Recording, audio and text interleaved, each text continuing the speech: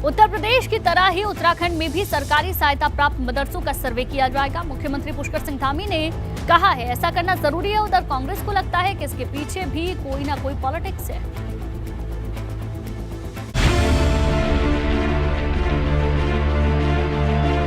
उत्तराखंड में भी अब मदरसों का सर्वे होने जा रहा है। सीएम पुष्कर सिंह धामी ने साफ कर दिया कि राज्य में मदरसों के चिन्हीकरण की जरूरत है। साथ ही वक्फ बोर्ड की जमीनों पर बने मदरसों की भी जांच होगी। कि बहुत सारी जगह पर मदरसों को लेकर तमाम तरह की बातें आ रही हैं, इसलिए उसका एक बार सर्वे होना बहुत नितांत जरूरी है, जिससे कि सारी वस्तु स्थिति जो है स्पष्ट हो पाए। उत्तराखंड में मौजूदा समय में करीब 419 मदरसे रजिस्टर्ड हैं, जबकि 4 मदरसों की मान्यता खत्म हो चुकी है। एबीपी गंगा ने मदरसा संचालकों से बातचीत की। मदरसा संचालकों का कहना है कि उन्हें इस बात पर कोई आपत्ति नहीं, मगर सरकार को इनके हकों को ध्यान में रखना होगा। जिन जिन राज्यों में मदरसे हैं वहाँ के इम्तिहान की वैल्यू है, वहाँ के इम्तिहान की मार्कशीट की हैसियत है। हमारे राज्य में वो भी नहीं है। तो मदरसे की जांच से जो मदारिस के लोग हैं ना घबराए हैं। जांचें हो रही हैं गुज़श्ता 4-5 साल को 2014 के बाद से ख़ास तौर पर। अभी भी उनका ये ऐलान स्वागत के है करें, कुछ नहीं मिलेगा मदरसों में, इसलिए कि जिनको आप कुछ दे ही नहीं रहे हैं, टाट पर बैठने वाले बच्चे, सूखी रोटी खाने वाले बच्चे, फितरा और ज़कात और दान से चलने वाले मदरसों में क्या मिलेगा आपको? और निज़ाम ठीक हो जाएगा, रजिस्टर मेंटेन हो जाएंगे, कराएं जाँच। लेकिन जाँच के साथ साथ जो हमारे फंडामेंटल राइट हैं, जो हमारे हुकूक हैं संविधान में दिए, वो भी हमें पूरा दें। अगर सर्वे होता है और उसमें गड़बड़ी मिलती है तो ऐसे मदरसों की मान्यता रद्द हो सकती है। साथ ही ऐसे मदरसों पर कानूनी कार्रवाई भी हो सकती है। एबीपी गंगा के लिए देहरादून से विनोद कुमार की रिपोर्ट। देहरादून से खबर, जहां मदरसों के सर्वे पर कांग्रेस का बयान, कांग्रेस प्रदेश अध्यक्ष करण माहरा का बयान सामने आया है। ऐसे और भी धार्मिक स्थल हैं जिनका सर्वे होना चाहिए। तो सर्वे पर सियासत अब जारी है। मदरसों के सर्वे पर कांग्रेस का बयान सामने आया है। कांग्रेस प्रदेश अध्यक्ष करण माहरा का कहना है कि ऐसे और भी धार्मिक स्थल हैं जहां पर सर्वे होने चाहिए। मदरसों के सर्वे की बात कही जा रही है, जिसको लेकर कांग्रेस ने सरकार के इस फैसले पर सवाल उठाए हैं। हमारे अनेकों ऋषि मुनियों ने, पुराने लोगों ने जंगलों में जाके, हिमालय में जाके तपस्याएं की हैं, और उन तपस्याओं को करते समय उन्होंने ये ध्यान नहीं रखा ये किसकी ज़मीन है, क्योंकि पहले तो सब अपना ही मानता था, ईश्वर का माना जाता था।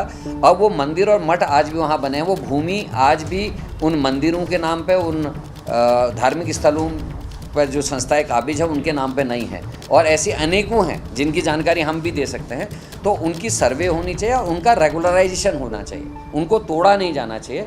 इन सारे धार्मिक स्थलों को पक्का कागज बना के उनके जो चलाने वाली संस्थाएं उनको दिया जाना चाहिए, और उस पर अतिरिक्त अतिक्रमण ना हो, उसके लिए कानून बनना चाहिए। उधर बच्चों के भविष्य को देखते हुए अल्पसंख्यक कल्याण मंत्री चंदन रामदास ने मदरसों को शिक्षा विभाग से मान्यता लेने को कहा है। चंदन रामदास ने ये भी साफ किया कि मदरसों पर कोई नई जांच नहीं चल रही है। हालांकि बच्चों के भविष्य को देखते हुए मदरसा संचालकों से शिक्षा विभाग से मान्यता लेने के लिए कहा है।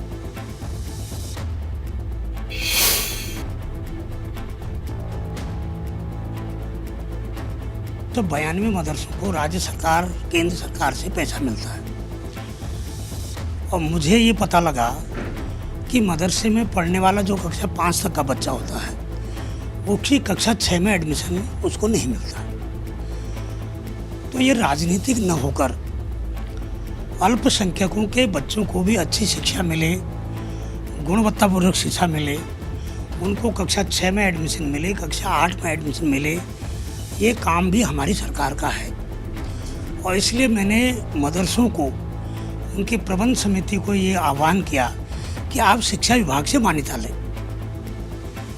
और आपको बताना चाहता हूँ आपके माध्यम से, बहुत से मदरसों ने शिक्षा विभाग से मान्यता लेने की पत्रावली हमारे विभाग के माध्यम से चलाई है। और जो लोग शिक्षा विभाग से मान्यता ले रहे हैं, उनके बच्चों का आगे का भविष्य सुरक्षित है।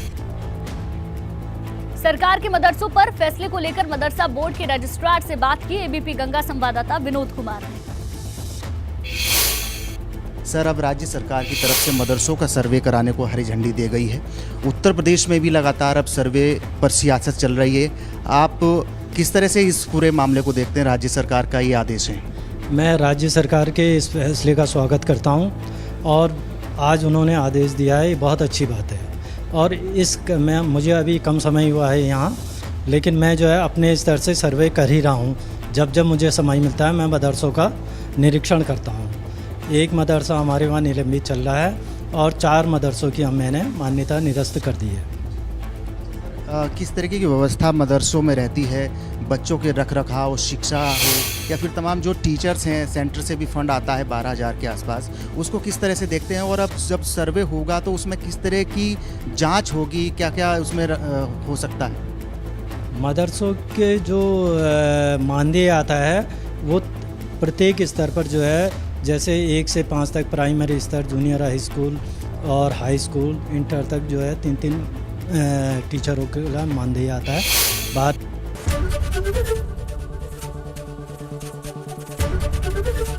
एबीपी गंगा, खबर आपकी, जुबान आपकी।